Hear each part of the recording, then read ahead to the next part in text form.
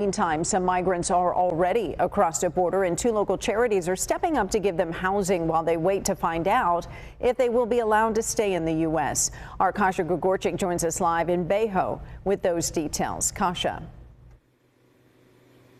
Kathleen, well, San Diego County has two shelters that regularly work with the government to house these migrants on a daily basis.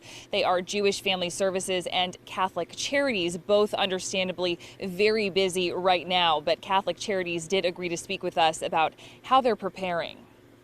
As thousands of migrants are anticipated to cross the southern border upon the end of Title 42, Catholic Charities is doing everything it can to be prepared. Hopefully we are not going to have a surge, but we have hired staff just to make sure that in case there's a surge, we have the full capacity of staffing.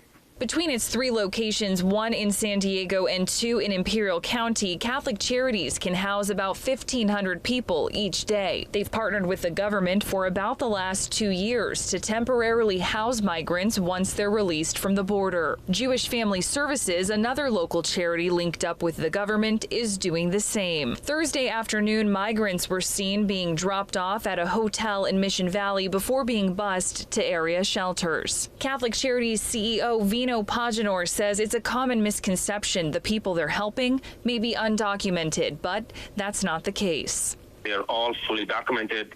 The federal government has processed them. They are the ones who are dropping them off at our location.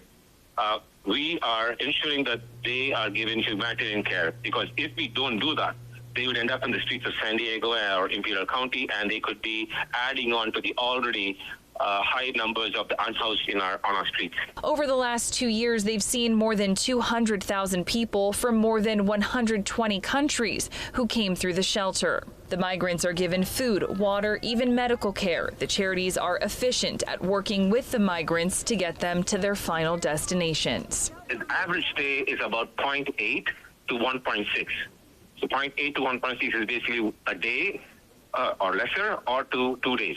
They stay here and they leave San Diego to go to the various places where they reunite with their families or their sponsors. And Catholic Charities tells me they can see anywhere from 300 all the way up to 1,000 drop-offs a day. That number does fluctuate, but typically they say there is always room because, as you just heard, an average stay at their shelter can be anywhere from just 1 to 2 days. Reporting live in Bejo tonight, Kasha Grigorchik, Fox 5 News. All right, a critical safety net for the people going through that process. Thank you so much, Kasha.